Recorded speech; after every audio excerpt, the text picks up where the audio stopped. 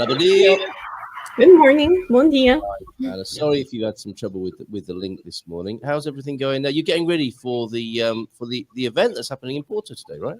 Yes, I'll be leaving right after our Good Morning Portugal session. Cool. All right. Well, it's going to be lovely to catch up with you. How's it looking in Porto? It's often wet. It's raining. Actually, it was okay most of the week. Yesterday and the day before, it rained a bit on the late afternoon.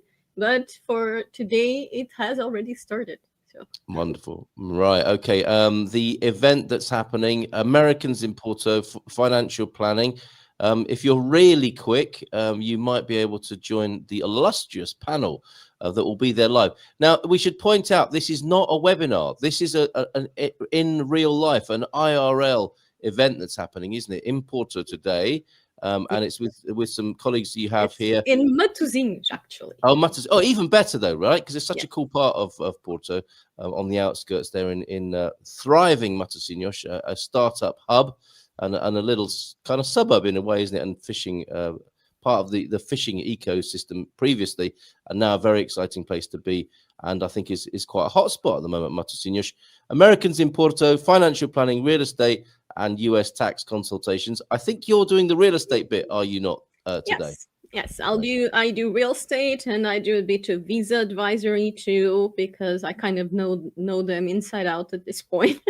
Yes, of course. And I can help people, figure out their first steps and how to do them and what they need for the things to happen. We actually have a guide for that in our website, the guide to move to Portugal, that is completely free to download there. And it is kind of a workbook. It's the workbook to move to Portugal. Cool. And a bunch of questions and exercises and things that I think it's important for people to think about before they make the actual steps. Like, why am I moving? What are the things that are truly important for me to have when I go there? What things of my life do I want to change? What are the non-negotiables? And then, of course, some of the technical details of what we'll be needing along the way. Very, very good, which you can download, as you say, from savvycatrealty.com. Please tell us more about this event and your colleagues here. Then we might even have Ricardo. Yes, Ricardo is waiting to join us, and I don't think the link worked for him either. So. Oh, okay. Are you able to pass on the one I just sent you? Because I don't think I have direct contact. Will it work for both of us? Yes, indeed. Yeah, it'll be the same one. So we can talk to him in person. Yeah. Okay. So he can speak for himself, but when he arrives, if we can get him connected. Nicholas Castillo from Rook CPAs. Tell us a little bit more about them, if you will. Actually, it's going to be my first time meeting them too. I got this event. I was introduced by Ricardo. We actually have worked with him quite a bit in the past. Whenever clients need more detailed work regarding their tax and double taxation and managing, the income they get from more than one country, he's the person that we generally advise to consult with. Okay. And our clients have been giving us quite positive feedback. And he invited me to do this presential event. I think he's thinking about doing it in Lisbon and the Algarve too, but I'm sure he will be able to give us more details on that. Oh, excellent. So this one, it's kind of a one-on-one consultation format. So it's not really a presentation kind of webinar. We will be the whole day on the hotel in Matosinhos, the main one. Yeah. It's a Four Seasons. It's not a Four Seasons, but it's basically the hotel right in the center of Matosinhos. I know exactly how to get there. 4 points. There it is. 4 points by Sheraton Matosinhos. There we go. Yeah. Okay. Yes, and we will be there the whole day. I'll probably only arrive at like 9:30, between 9:30 and 10, depending on the traffic I get once I leave. Yes. And then we will be there the whole day, and we'll be available to the one-on-one presential consultations for free. Oh, that's good. Excellent. Okay, so a great source of information. I recommend that people just get as many options as they possibly can and find the people that are the right fit for them. And this is an ideal opportunity for doing so, isn't it? To meet you and to meet Ricardo and Nicola here this all day today. This goes through until 5 as well. Until we have Ricardo join us, and he can talk a little bit more about what he does. How are things going at Savvy Cat? Yeah, I'm guessing you've been busy. Lots of interest. Yes. We have been still about 2 to 3 call books a day. So people have been booking. We have free calls available now. It's not with me, it's with the agents. The ones with me are still paid. But with one of my agents, you are able to book a free call on our website. And people have been booking that about twice a day, every day now, almost the beginning of the year. Yep. So you can tell a vast majority of them are Americans, but we also get some British and some people from Arab and Asian countries. Well, very interesting. Yes, excellent. Good for you. The continuing interest in Portugal. We've got Ricardo joining us now, so let me give him a big round of applause and bring him onto the screen. Hola, bom dia. Tudo bem, Ricardo? Bom dia, Carl. Thank you for having me today. Well, it's good to meet you, and good to find out about you. Anna, I did give you a little bit of a promotional introduction earlier on. It's great that you're here to speak for yourself from Liberty Atlantic Advisors. What is it you can do for people? So we are a team of US financial advisors that we essentially support and help the Americans that are living in Europe. So when they make the transition from the US to Portugal, which is kind of happening more recently, we help on the financial planning side. Very good. And because the Americans always going to have sort of this dual, different than other nationalities, they have a dual tax liability. It makes things a bit more complicated. So that's where we come in. That's wonderful. I'm used to dealing with British financial advisors, and whenever they get asked by an American audience, "Can you help me?" So, oh, no. It's an entirely different compliance and situation, isn't it? Yeah, exactly. And actually, a lot of us in the Liberty Atlantic team worked in the European space, worked a lot in the British space in the past. Right. That's the beginning of my career, but again, because I studied in the US, I lived in the US several years, and most of my colleagues are American. We decided that, again, there's this no one wanted to get near the Americans in Europe, not the American companies in the US, and not the sort of European companies. No one really wanted, because it just adds a lot of complexity and compliance. So we decided, okay, why not? There's not a lot of the natural specialists. Yeah, exactly. It's great to meet you on that basis then, because what we're about here at Good Morning Portugal is giving people options and raising awareness about what they can do and how they can have a great move to Portugal. What are key considerations then? If you're a US person wanting to move to Portugal, presumably you should start the conversations quite early and not wait until you've arrived here to figure everything out. Yeah, that's our number one piece of advice. I mean, we have a lot of calls during the week, and unfortunately, we still do have a lot of calls where people already moved. They've been here 1-2 years, but then they never realize how complicated it can be, how Portuguese taxes work, the effect of not having an HR most of the time. And when we go through and explain how difficult it can be, and just the layering of the Portuguese taxes on top, then their reaction is they kind of sit back and start thinking and looking away and like, what am I going to do? So we try to advise people, and again, that's why we collaborate with Anna and Savvy Cat to just start thinking about it at least 6 to 12 months before you make the move. Try to understand exactly what you're going to experience when you move here, because there's plenty of things you can do to make your stay and your move way more efficient. Good. Okay. I'm hoping you can give us a little bit more guidance on that. In principle, obviously, it depends on the individual, what you're going to do for those people. And Portuguese wine, I think, is one good solution when you find yourself in we're going to talk more about that. We're getting creative about the effect of the tariffs on Portuguese wine. So, Anna, maybe we can talk a little bit as though we're advisors to the Portuguese marketing team who want to open up new markets around the world? Actually, I just wanted to make a note about what Ricardo was saying, because basically there are some things that it's fairly easy to get straightforward information online that even despite there's being a lot of bad information online, some things are kind of, straight. Like for the visas, they have these rules and that's those rules and that's it. Yes.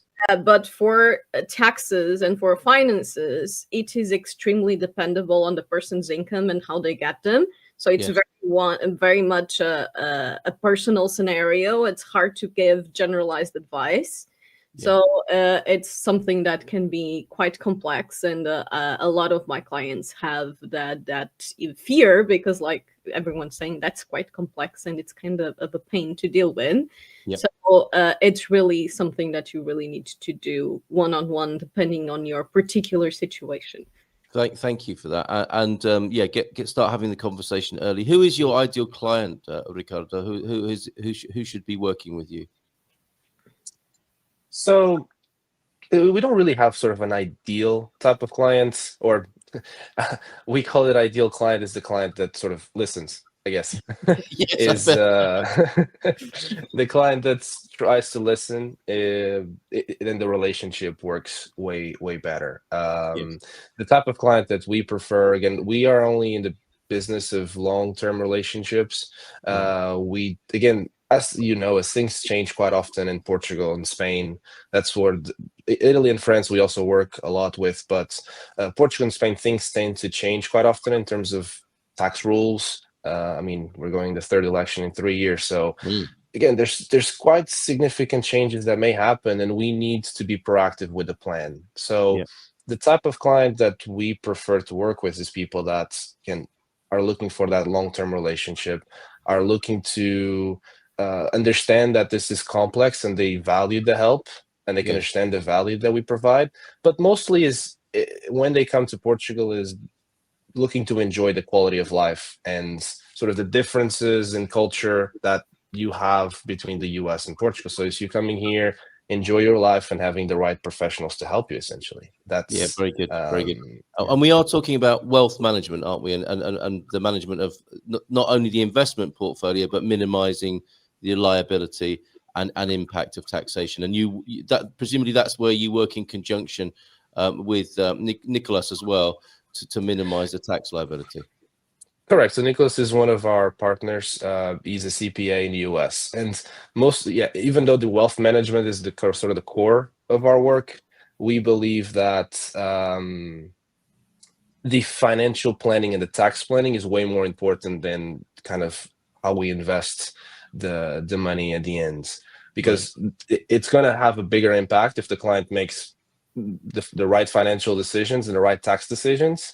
That has a major, more impact on the plan than if they get another % in return or not. Yes, right. It could be wiped out, couldn't it? If you're focusing too much on the investment side, but it's just being leached away by some tax oversight. What's the point? Yeah, absolutely. Well said. Mr. S says an ideal client is the one who has NHR and knows the difference.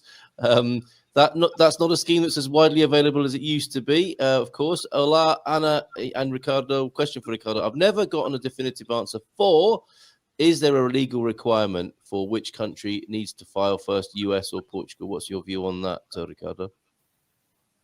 In terms of a legal requirement, I don't think there's anything binding, but the idea, and this is when you're American and you have your address in Portugal, and the US knows that you're no longer living in the US, it gives you an automatic extension so you can file in Portugal first. Because the idea is that there's going to be tax credits that you receive on the US side. So technically you should do it in Portugal first and then collect the credits that you've already paid at source in the US. So that's usually the way to go. But I don't think there's this legal requirements per se. Yes. Okay, that's interesting. So maybe that's the reason you haven't heard of a legal requirement, because there isn't one specifically. But depending on your circumstances, it may be useful to file in Portugal first, and then, as Ricardo says, use the credits there. Franco has said the US. I think it like you're saying, it's one of those Portuguese answers, isn't it? It depends, for sure. There's quite a few of those. Yeah, there's quite a few of those. It's one of the things I've heard most often, and that's why you need the professional help, of course. On the NHR, then, do you think the new government might be inclined to reintroduce it or go back to what we once had? Highly doubt. Okay, It's right. highly doubt. At least not for the next 5 years, I believe. Okay, you might be able to help me with something here. When I was just talking to Michael Heron, who was flying in from Spain, I was told that it was originally introduced to attract Portuguese diaspora population back into Portugal. Is that correct? I was listening in, and I could probably add as well some information on this, but I believe so, especially because they also had this program called Regressar, like return, which is similar. Not sure if you heard of that program. So it's basically if you came back to the country, you had, I don't really know the details of, but you could get some also tax benefits. So they kind of started at the same time. Again, I don't know if it was just specifically for that, but one of them, the initial points were to get people that were working overseas and Portuguese people that were working overseas to return to the country.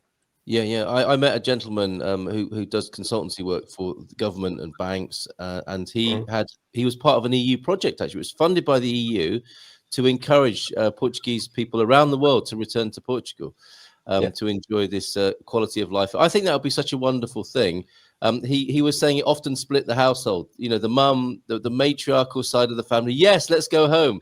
Dad, not so much. And the kids who got used to a different lifestyle abroad. We love going back for holidays, but I don't know if we want to live back in the country. But however, things have changed, and that looks a whole lot more attractive suddenly, I think, for people. On that note, Ricardo, we've not talked to you before, and you mentioned briefly the Portuguese lifestyle. What is it you love about Portugal? What are you saying to people who are thinking about moving to Portugal? What's your view on that personally? I'm probably a bit biased because I do like my country a bit too much, I guess. And I'm from the south, and I live in a small southern in the Algarve, in a city called Tavira. And I moved to Lisbon when I was 13 years old. I stayed there until then I moved to the US. And then in 2020 with COVID, I had to return. And then there was a possibility of going back to the US, but the quality of life between what I have right now in Portugal, I value it way too much. It just depends on the personality, of course. I always say it just depends. Like the US is a way faster paced lifestyle, which again, I don't mind, but I really value. I always comment with my with my American friends, like, give me my lunch hour. Like that's really valuable to me. That's right. Give me that. Non-negotiable. That's non-negotiable. Yeah. In the US and even in UK, it's common to work throughout. You eat at your desk, right? Yeah. Like in Portugal, we don't really do that. So we don't want to make our Portuguese grandmothers cry, do we? I mean, that's the sort of thing. Your grandma would think something was seriously wrong if you're sat eating a sandwich in a plastic box at your desk. Oh God, yes. Yes. No, she calls me every week. It's like, hey, you want to come here for lunch or for dinner? I was like, I'm actually working. I mean, I can make a lunch stop, but I can't really just too come much work is going to be day. bad for you. That's right. Good old grandma. Fantastic. So there you go. I love that insight into the culture and the non-negotiable lunch hour, but at least an hour, right? I do think that the Algarve is suspicious on that because everyone I know from the Algarve, they eventually go back from the Algarve. It's the climate, it's the beautiful coastline. Most people from the Algarve, even if they go out, and they often go out because the job opportunities tend to be mostly on the tourism section and a bit limited, but they always want to come back. And generally, if they don't come back, it's for financial reasons and not for personal reasons. Yeah, right. Absolutely. Correct. Or at least a holiday every year, right? Back to the village, back to the town of birth to see the relatives, and at least once a year be there. Sneaky question. I'm not sure if we can allow this, can we, Ricardo? We just sold our UK house and paid capital gains tax there. Do we also have to pay the difference here in Portugal? We've had one accountant say yes and one no. Now, this does happen in Portuguese accountancy, doesn't it? You can get the answer you want in some ways, but what's the right answer here? Again, it's the classic Portuguese. Just depends, okay? And Right. my mom is an accountant, okay, so I do have some privileged information. Great. It just really depends, okay? Because you have to look at the double taxation agreements. You have to look at the again, that agreement basically says that property, where you sell the property, the country of source has the right to tax. Yep. But then it depends if you have an HR, if you don't have an HR. Usually, if you have an HR, it could be exempt. Then it goes back to when you sold the house. And there is, or usually when you sell the house as a Portuguese resident without an HR, potentially you have to pay the difference. Okay, all right. Would that the exemptions apply to foreigners too? Like, for example, if you sell a house and rebuy for personal use, you get tax exemption. Would that also apply to foreigners? Depends if it's European. If it's in the European space, yes. If it's like US, UK, because of Brexit now, it no longer applies. So that's EU exemption when you have a period when you first sold, then you have a period, and after I think it's 3 years, there's a 2-year, 3-year period where you can sell and then buy. If it's your main property, you can get all the capital gains exemption. But if it's anywhere outside Europe, that no longer applies. Amazing. Okay, thank you for that answer. I don't think you expected to be coming here to answer questions this morning, so I appreciate that. I hear technically and can regarding filing in Portugal first, but not legally required, as Ricardo said. The reason is it's a big deal is that it's much easier to file in the US first rather than fool around with extensions. Okay, thanks for that as well, João Ernesto de Norte, on that. Right now, I know you guys have got to go off to talk to people one-to-one. It's a very helpful a service that you're providing today. People can come and share with you there. It depends personal circumstances and get some decent advice from you there. Americans in Porto, financial planning. Have you got 8 more minutes for me to talk about how we can market Portuguese wine around the world? Is that all right? I actually just wanted to leave a note about Tavira, about the comment Mr. S made. Yes. We actually had like a few clients move to Tavira, so it's not impossible. We have but it's definitely getting quite popular. Yes, you need good help. That's the point here, isn't it? So Savvy Cat can do that for you. And it's not the most expensive place in the Algarve, but it's not exactly cheap at this point either. And it's a lovely place, isn't it? It's a lovely place. Ricardo's hometown there. Oh, yeah. It still retains some of its original charm, doesn't it? And long may that continue. Right. I'm going to refer to the Friday briefing, Portugal Decoded. Please get Portugal Decoded. It's a great service in English for you if your Portuguese isn't up to scratch yet. Good morning. Welcome to Portugal Decoded. Not an April Fool's prank. Trump's tariff hikes could have a significant negative impact on Portugal's economy.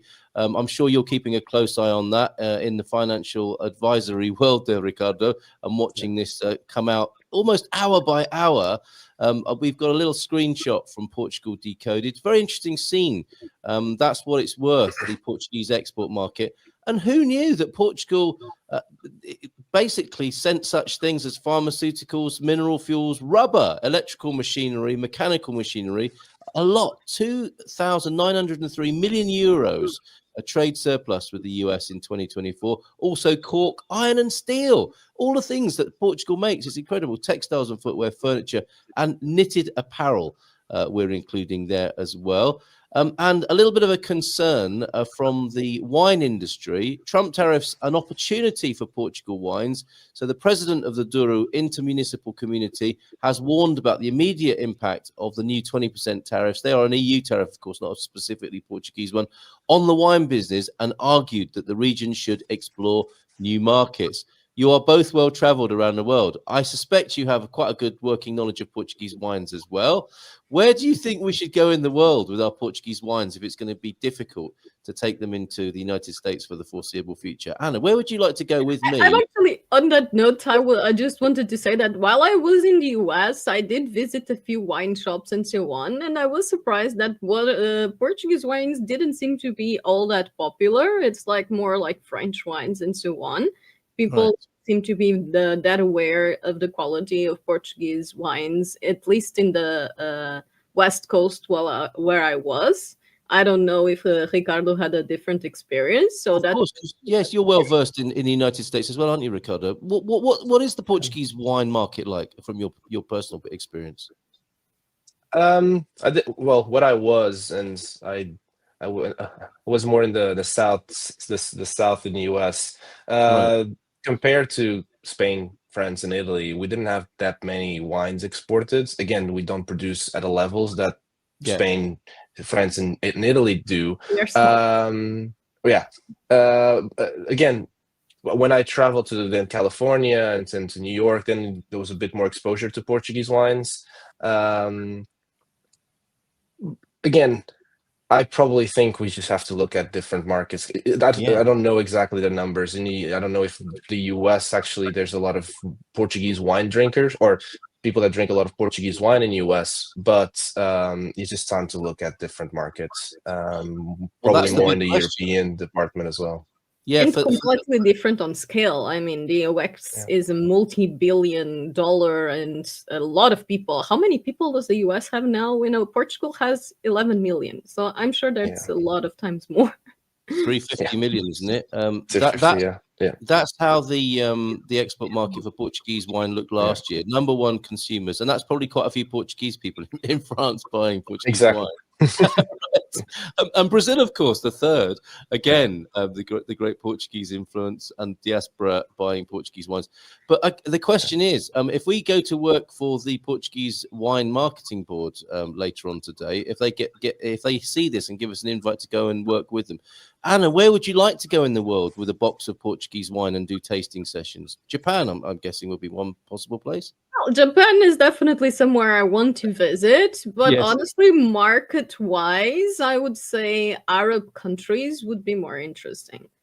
Really? Would be considered kind of but because of the Muslim culture that doesn't allow alcohol, never mind that. So maybe the expat market in those countries, maybe. But generally, it's nice to target luxury markets with this kind of products because the import and the costs of just moving things around, they become quite expensive and kind of luxury products. So they have to be marketed as such. So it makes more sense to go for high economies.